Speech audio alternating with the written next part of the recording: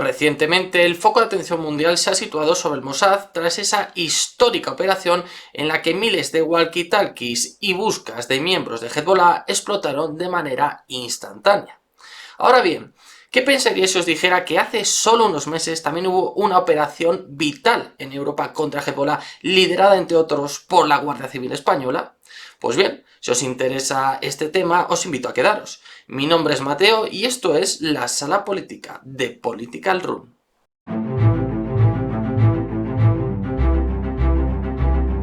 Como muchos de vosotros sabréis, en los últimos años una de las armas que más habitualmente había utilizado Hezbollah contra Israel eran los cohetes y misiles de corto alcance, que se disparaban desde el sur del Líbano hacia territorios israelíes. Sin embargo, este tipo de armamento ha perdido mucha efectividad con los años gracias a la famosa cúpula de hierro, o Iron Dome en inglés, que básicamente intercepta esos misiles de corto alcance o esos cohetes con bastante efectividad, ya que hemos podido comprobar en los últimos años que este sistema se ha testeado, se ha puesto en práctica ante estas grandes salvas de misiles y cohetes y lo ha hecho, como digo, con una gran efectividad, con muy buenos resultados. Sin embargo, a raíz de la guerra en Ucrania en el año 2022, el paradigma ha vuelto a cambiar. Y es que una de las grandes lecciones que nos ha traído Ucrania es el uso de drones. Drones, además, no de carácter militar, como los que ya podía tener Hezbollah, que venían importados desde Irán y estaban preparados para llevar grandes cargas explosivas y recorrer muchos kilómetros. Hablamos aquí de drones pequeños, drones comerciales equipados con una carga explosiva, pero unos drones muy efectivos, ya que demostraron que costando menos de 1000 euros podían destruir tanques de varios millones de euros.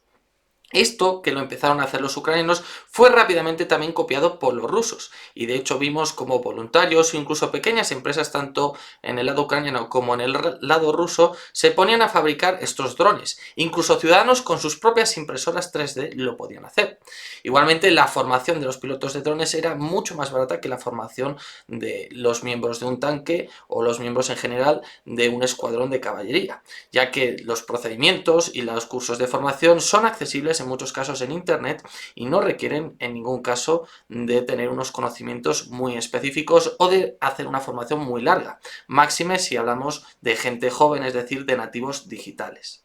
En este sentido, estas lecciones de la guerra de Ucrania ya han sido adaptadas por varios grupos terroristas o incluso grupos criminales, porque recordemos que aquellas organizaciones que operan fuera de la ley no tienen que pasar por el organigrama, es decir, no necesitan pasar por una cadena de mando como pasaría en un ejército regular, que tiene que ver las funcionalidades de esa nueva estrategia, adaptarlas, permitirlas y en fin, toda una serie de procedimientos burocráticos hasta que el ejército se adapta a esa nueva tendencia, a esa nueva capacidad.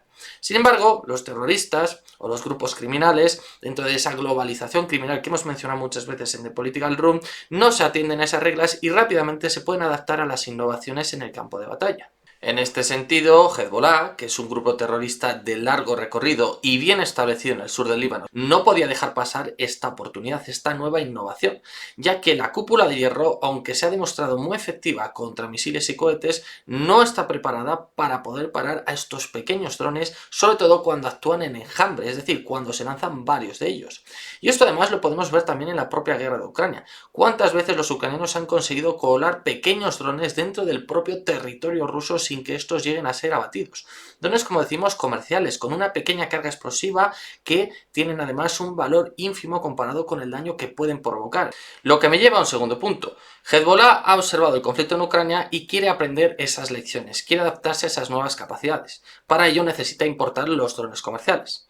Estos drones comerciales se compran directamente desde China a través de páginas que todos conocemos, como Amazon, AliExpress o grandes páginas web de conglomerados chinos, de grandes productores chinos. En este sentido, no es difícil conseguirlos.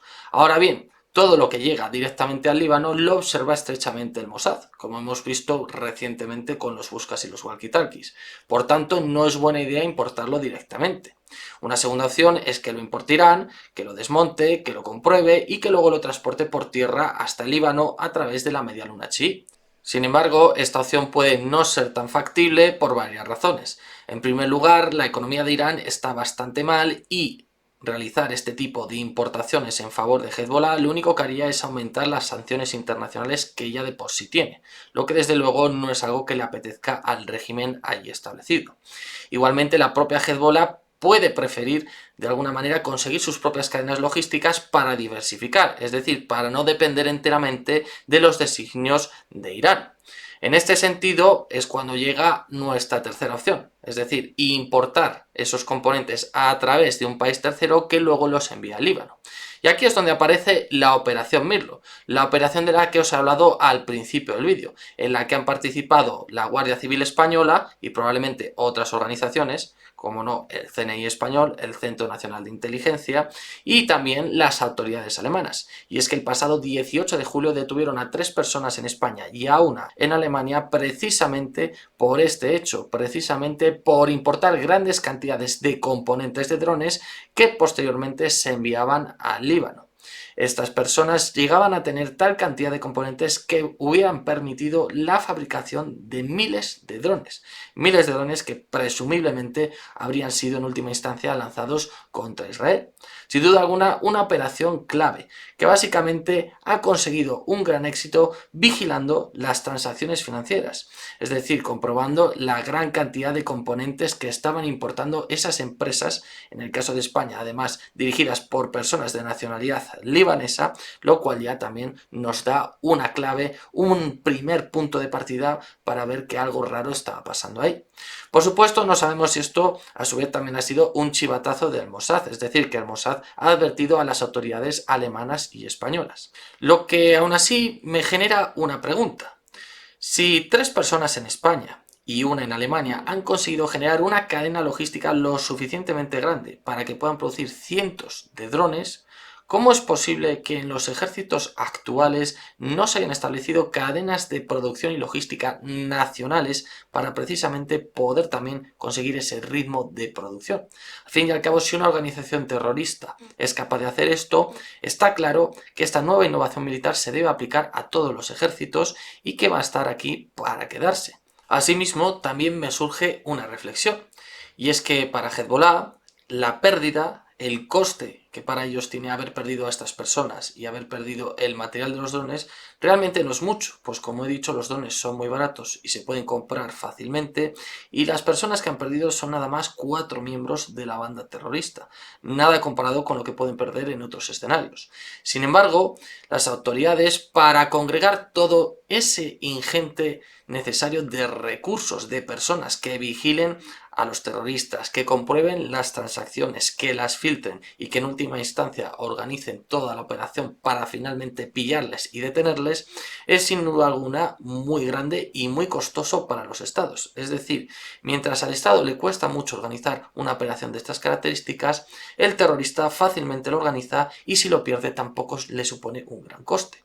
Además de que evidencia otra cosa también, y es que en países como Alemania o en España la colaboración en la lucha contra el terrorismo es amplia y bien asentada. Sin embargo, en otros países de la zona Schengen, como Rumanía, como Bulgaria, como Croacia, o fuera de la esfera de la Unión Europea, como puede ser el caso de Serbia, se pueden establecer este tipo de redes logísticas sin que las autoridades de estos países se den cuenta. Por tanto, de alguna manera también esta operación de Hezbollah nos ha puesto en una mala situación y ha demostrado que tenemos vulnerabilidades en nuestro espacio Schengen, en nuestra Unión Europea e incluso fuera de ella. Con todo, estamos llegando al final del vídeo y ahora os toca opinar a vosotros. ¿Qué pensáis de la operación Mirlo? ¿La consideráis todo un éxito? ¿Y qué pensáis de Hezbollah? ¿Está haciendo bien con estas cadenas logísticas? ¿Está desafiando y consiguiendo poner en entredicho la seguridad europea e incluso la seguridad de manera indirecta de los israelíes? Y lo que es más importante, este nuevo estilo de lucha, esta nueva estrategia militar, ¿cómo se parará? ¿Con un sistema al estilo de la cúpula de hierro que vaya interceptando todos los drones con pequeños misiles, o más bien mediante la guerra electrónica, interfiriendo en las frecuencias en las que estos drones envían la imagen y también controlan el vuelo? Pues bien, os leemos en comentarios. Asimismo, recordaros que este canal de YouTube pertenece a un medio digital de Political Room, al que os invito a visitar, y que tiene además contenido exclusivo por tan solo 9,99 € al año. Como no podía ser de otra manera, os animo a que os suscribáis al canal, a que me des like, espero que os gusten mis vídeos y poquito más. Nos vemos en el siguiente.